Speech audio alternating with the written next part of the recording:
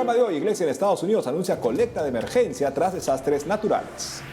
Además, arzobispo de San Francisco pide a alcaldesa que retire límites excesivos a misas en espacios abiertos. Y el Papa Francisco lamenta aparición de intereses partidistas que pretenden obtener un beneficio de la pandemia. Hola amigos, bienvenidos a EWTN Noticias, soy Silvia Ordóñez. Yo soy Eddie Rodríguez Morel, qué gusto que estén con nosotros. Iniciamos el programa contándoles que la Iglesia en Estados Unidos anunció una colecta de emergencia a raíz de los recientes desastres naturales que ha afrontado la nación. Veamos. Hace unos días, el presidente de la Conferencia de Obispos Católicos de Estados Unidos, Monseñor José Gómez, anunció una colecta de emergencia para que la Iglesia Católica en todo el país se pueda recuperar de los recientes desastres naturales que se han desatado, como los huracanes e incendios forestales.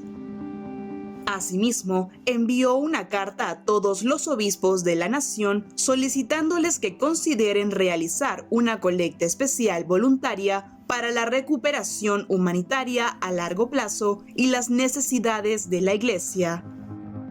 Como se recuerda, el pasado 27 de agosto, el huracán Laura se convirtió en una tormenta de categoría 4 que dejó sin electricidad a 800,000 hogares en Luisiana, Texas, Arkansas y Mississippi. Además, el agua superó los 3 metros de altura y causó daños considerables en la estructura de muchos edificios.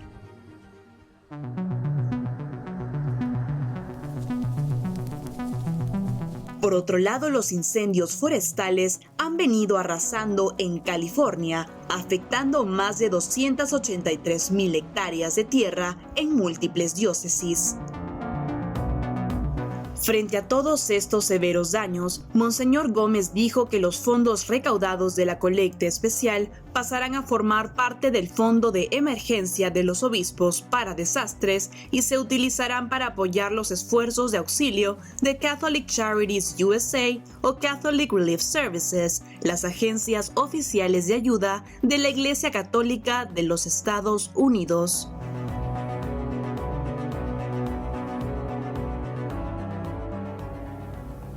Ahora les contamos que el arzobispo de San Francisco en Estados Unidos, Monseñor Salvatore Cordileone, pidió a la alcaldesa de la ciudad, London Breed, que como mínimo elimine los límites excesivos para el culto público en espacios que se implantaron para evitar el contagio del coronavirus. Para conocer más detalles sobre esta situación, estamos conectados con el propio arzobispo de San Francisco, Monseñor Cordileone. Excelencia, bienvenido a WTN Noticias. Gracias, soy agradecido de la invitación de informarme con ustedes. Monseñor, por favor, ¿podría comentarnos brevemente cuáles son esos límites excesivos impuestos por la alcaldesa de San Francisco para el culto público en espacios abiertos? En San Francisco se permiten reuniones de gente nomás afuera y con un límite de 12 personas. Y esta es la más restrictiva en todos los Estados Unidos, en nuestro condado de San Francisco. No más afuera y no más 12 personas en cada reunión. En este sentido, Monseñor, ¿qué llamado le hace a la alcaldesa y a los funcionarios de salud pública ante esta situación? Pedí que se lleven estas restricciones tan fuertes, porque la ciudad ha permitido las protestas en las calles de continuar sin límite de número, sin consistencia de distancia social. La ciudad a veces hasta ha participado y facilitado estas protestas y están tratando a nosotros de modo diferente. Hemos ya probado que podemos celebrar la misa de modo muy seguro. No tiene sentido que no hay problema con una protesta donde la gente está siempre en movimiento, siempre observando la distancia social, mientras en una misa la gente está firme, estable en su lugar, no moviendo, con la distancia social, con las caras cubiertas. Es más seguro, la misa es más segura que una protesta. Por eso pido que nos traten de modo igual a los demás. Monseñor, para terminar, ¿qué mensaje le daría a los hispanos que viven en Estados Unidos y a todos aquellos católicos de América Latina y España que también sufren por tener demasiadas restricciones para poder celebrar la misa pública y acceder a los sacramentos? Sí, entiendo que es especialmente grave para nuestra querida gente hispana porque tienen un deseo muy fuerte para la comunidad, para estar conectados con su comunidad de fe. Pido a los hispanos que perseveren en su fe por cuanto sea posible, asistiendo a misa. Hay posibilidad, es limitada, pero hay posibilidad de asistir a misa cuando pueden, de asistir a misa, si no, de seguir la misa por la televisión o el live stream, de quedarse conectados con sus comunidades de fe por medio de la oración, del servicio a la comunidad, especialmente que fomenten la fe en sus familias, rezando juntos, estudiando la Biblia, actividades en familia. Es oportunidad para las familias de estar más unidas, porque quiero decir que la fe es el sentido de los valores que nos dan la cultura hispana. Es muy importante para nosotros aquí en Norteamérica. Pienso que el Señor está purificando su iglesia y espero que todos nosotros saldremos de esta purificación con nuestra fe más firme y más ferviente. Excelencia, muchas gracias por habernos acompañado en EWTN Noticias y cuente con nuestras oraciones por la gran labor pastoral que realiza en su arquidiócesis de San Francisco. Gracias a ustedes. Gracias nuevamente, Monseñor.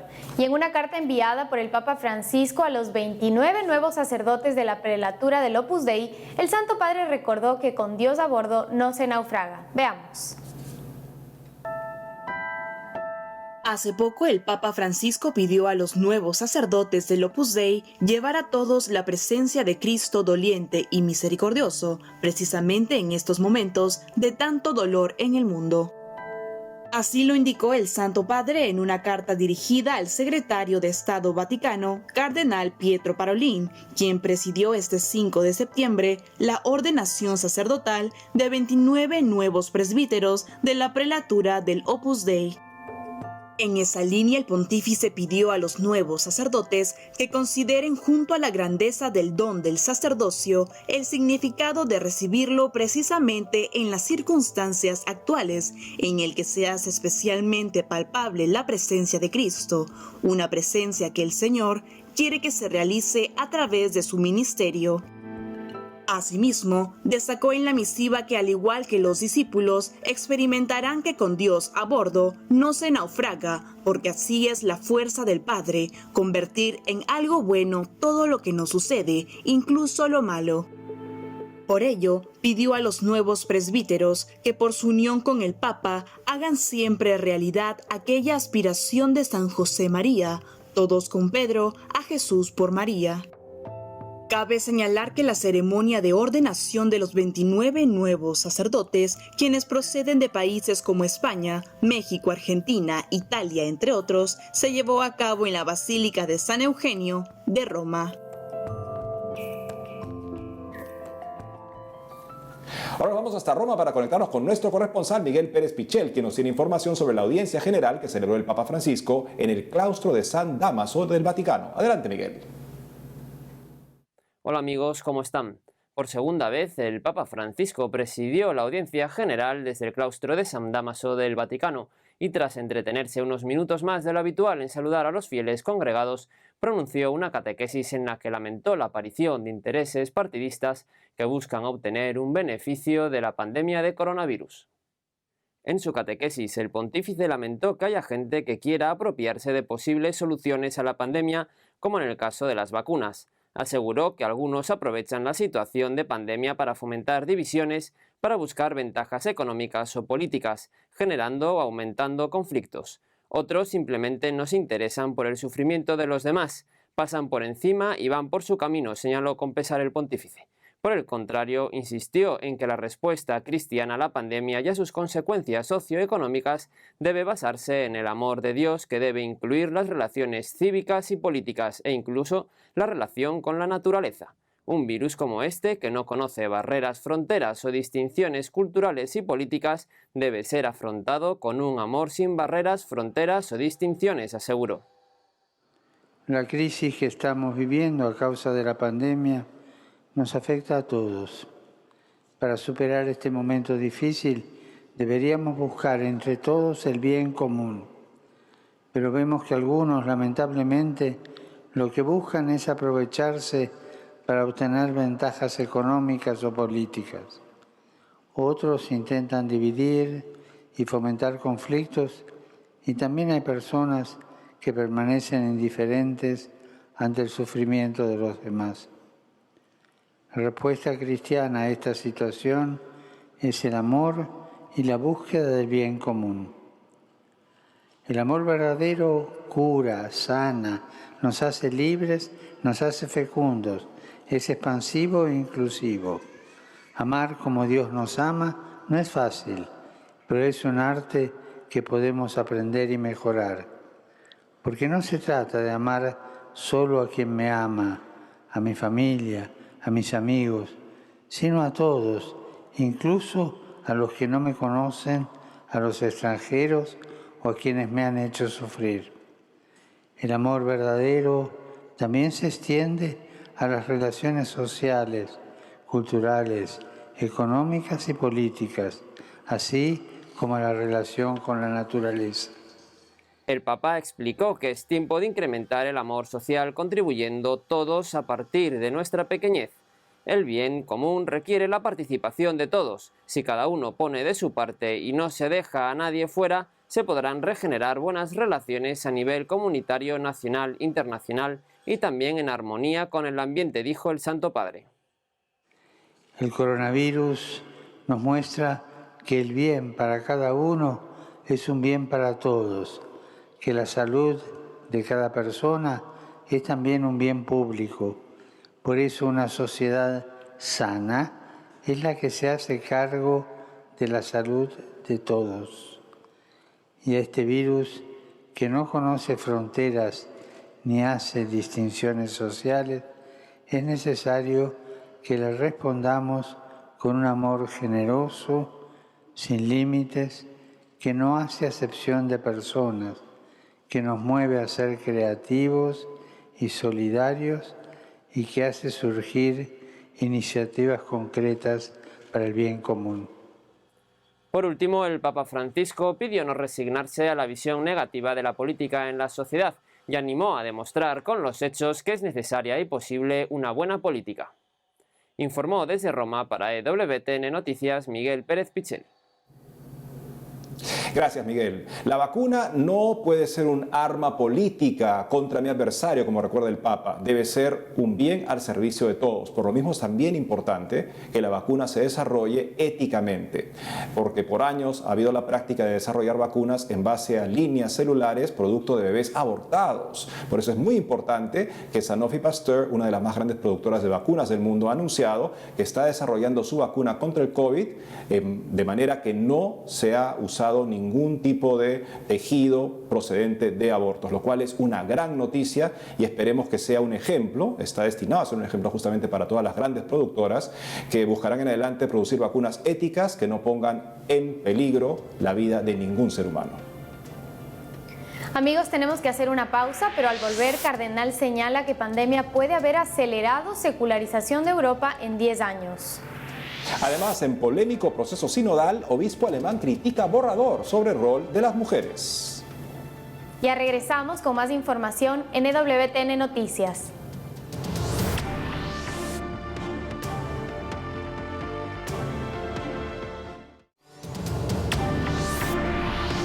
Regresamos a las noticias, amigos, y ahora les contamos que el arzobispo de Luxemburgo y presidente de la Comisión de Conferencias Episcopales de la Comunidad Europea señaló que la pandemia puede haber acelerado la secularización de Europa en 10 años. Veamos. El cardenal Jean-Claude Holray, arzobispo de Luxemburgo y presidente de la Comisión de las Conferencias Episcopales de la Comunidad Europea, dijo en una reciente entrevista que la pandemia de coronavirus puede haber acelerado la secularización de Europa en 10 años. Al respecto, el purpurado expresó que piensa que en su país van a ser reducidos en número los asistentes a la Iglesia Católica, puesto que todos los que ya no iban a misa y asistían solo por motivos culturales, han visto que la vida es muy cómoda sin tener que participar de ella. En esa línea, indicó estar casi seguro de que cree que incluso las primeras comuniones y el catecismo para niños disminuirá en número. No obstante, el cardenal Holray manifestó que esta no es una queja de su parte, ya que considera que este proceso se hubiera dado incluso sin una pandemia, pero que quizás sin ella hubiera llevado 10 años más. Frente a este contexto, el arzobispo de Luxemburgo indicó que en este punto la Iglesia debe inspirarse en una humildad que permita una mejor reorganización para ser más cristianos, porque de lo contrario, un catolicismo meramente cultural no puede durar en el tiempo al no tener una fuerza viviente detrás.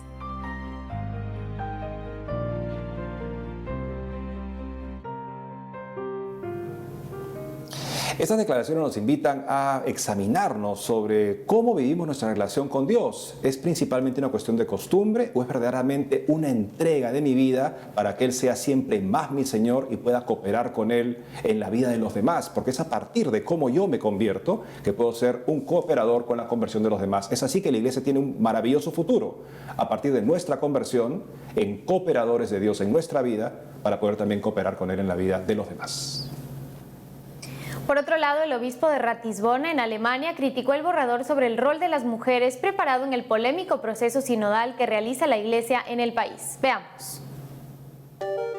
En una carta abierta publicada el pasado 2 de septiembre, el obispo de Ratisbona, en Alemania, Monseñor Rudolf Oderholzer, criticó el borrador sobre el rol de las mujeres preparado en el polémico proceso sinodal que realiza la Iglesia Católica en el país, y precisó que el texto carece de cualquier nivel teológico. Al respecto, según CNA, agencia en alemán del grupo ASI, la crítica del obispo de Ratisbona se refiere al texto preparado por el grupo de trabajo sobre la participación de las mujeres en el liderazgo bajo las actuales condiciones del derecho canónico, que integra el Foro 3, Mujeres y Ministerios, del cual el prelado expresó su preocupación sobre las referencias a los sacramentos. En esa línea, Monseñor Oderholzer dijo que el documento representa una ruptura sobre el procedimiento acordado, ya que a pesar de ser miembro del Foro 3, por cuestiones de tiempo no pudo comentar esa parte del texto en cuestión, que después el grupo editorial modificó. Asimismo, el prelado cuestionó si el texto intenta usar una falsificada teología de la Biblia para orientar a los participantes en las conferencias regionales en una cierta dirección, y admitió que, de ser el caso, tal conducta le decepcionaría mucho. Cabe resaltar que el proceso sinodal es una polémica iniciativa que reúne a laicos y obispos en Alemania para debatir 4 temas generales: la forma en la que el poder se ejerce en la Iglesia, la moral sexual, el sacerdocio y el rol de las mujeres. En otras informaciones les contamos que el Ateneo San Elías en Hispanoamérica y Europa ha lanzado el diplomado de Introducción a la Sagrada Teología, por el cual las personas podrán aprender sobre esta ciencia, bajo las enseñanzas del doctor de la Iglesia, Santo Tomás de Aquino. Para darnos más detalles de este importante curso está conectado con nosotros el padre Federico Hayton, rector del Ateneo San Elías y fundador de la Orden San Elías. Padre Hayton, bienvenido a EWTN Noticias. Gracias a todo el equipo de EWTN por esta invitación. Padre, ¿nos podría contar cómo decidieron realizar este diplomado sobre Introducción a la Sagrada Teología y cuál es su objetivo? Bueno, decidimos hacer esto porque vimos que mucha gente muy buena habla muy poquito de Jesús. Hablamos poco de Jesús, hablamos poco de sus misterios. Por eso decidimos lanzar este diplomado, para que la escuela de Jesús y hablemos más sobre él. El objetivo final es que la gente conozca más a Dios para que lo ame más. Padre, ¿por qué considera importante que las personas aprendan teología desde las enseñanzas de Santo Tomás de Aquino? Bueno, voy a dar 2 motivos. El primero es que el Papa, su Santidad Juan XXII, enseñó que aprovecha más el hombre estudiando 1 año a Santo Tomás de Aquino que estoy viendo toda la vida a los demás autores. Y hay otro motivo, que es que la obra de Santo Tomás de Aquino, podemos decir, es milagrosa. Me explico. En su proceso de canonización, un cardenal afirmó la siguiente verdad, en latín: tot quod articulis, que significa cada artículo escrito por Santo Tomás es un milagro. Y por eso, bueno, es bueno conocer estos milagros. ¿Y nos podría mencionar cuáles son algunos de los temas más relevantes que abordarán en este diplomado y por cuánto tiempo se realizarán las clases? Sí, bueno, este diplomado va a tener 10 disciplinas, 10 breves cursos.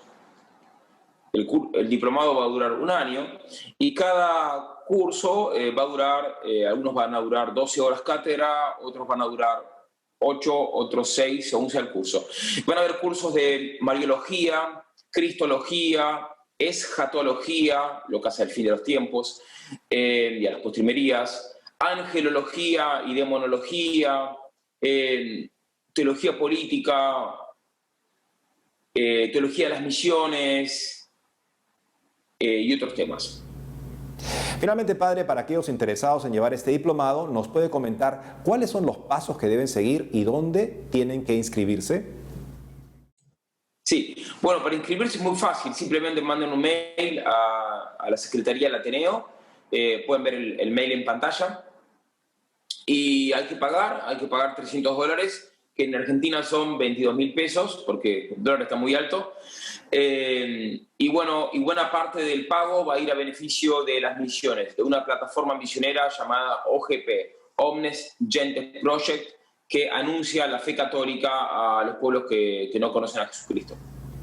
Padre Federico Hayton, gracias por habernos acompañado hoy en EWTN Noticias. Gracias a EWTN por esta oportunidad. Gracias nuevamente, padre. Por otro lado, les contamos que el obispo de Cúcuta, en la frontera de Colombia con Venezuela, expresó que las iglesias en la región se reaperturan con gran esperanza. Veamos. Recientemente, el obispo de Cúcuta, en la frontera de Colombia y Venezuela, Monseñor Víctor Ochoa Cadavid, contó en recientes declaraciones a Así Prensa que ya se han reabierto las iglesias en la región con gran esperanza para que los fieles puedan asistir a misa y recibir los sacramentos, siguiendo estrictamente todos los protocolos de seguridad sanitaria para evitar el contagio del coronavirus. Y es que a inicios de septiembre se concretó la reapertura de los templos, luego de recibir una respuesta positiva de parte de la Alcaldía de Cúcuta, siguiendo lo dispuesto por el decreto 1168 del Gobierno Nacional que autoriza reabrir las iglesias en el país. En esa línea, las misas no podrán tener, al principio, un aforo mayor de 50 personas, incluido el celebrante y colaboradores. Asimismo, en los templos pequeños y capillas no se debe superar el 35% de la capacidad. Por otro lado, Monseñor Ochoa contó que en su diócesis, aunque tengan los templos abiertos, solo pueden recibir en cada uno a un máximo de 150 personas por día en total, cuando antes llegaban entre 3 y 4.000 personas. Sin embargo, luego de asegurar que los protocolos se están aplicando con toda rigurosidad, invitó a los fieles a pedirle a Dios y a la Virgen Santísima que todos puedan disfrutar pronto y nuevamente del pan eucarístico.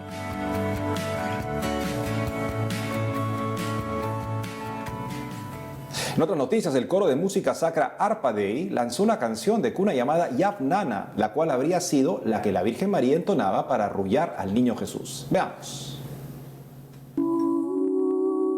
El coro Arpa Dei, formado por los hermanos Nicolai, Lucía, Mirjana y María Elise Gerstner, lanzó recientemente un video en el que entona la canción de cuna llamada Yafnana, con la que, según la tradición cristiana de Georgia, la Virgen María habría arrullado al niño Jesús. Ahora estos jóvenes la ofrecen para todos los niños, para aquellos que no han experimentado el amor de una madre, para quienes sí tuvieron la dicha de crecer rodeados de amor, pero especialmente a los no nacidos, en medio de la ardua lucha por la vida en Latinoamérica.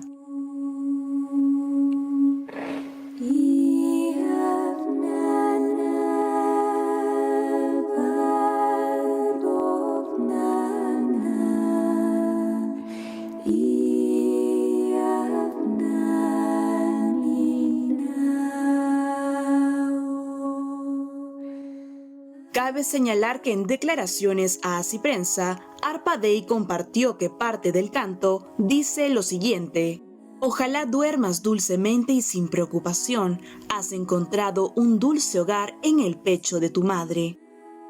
Asimismo, según contó una de las hermanas del coro, María Elise, este canto de cuna transmite justamente esa relación tiernísima de la madre con su hijo, por lo que es imposible no sentir ahí esa relación de ternura que la Madre de Dios tiene por su hijo y por todos nosotros que también somos sus hijos.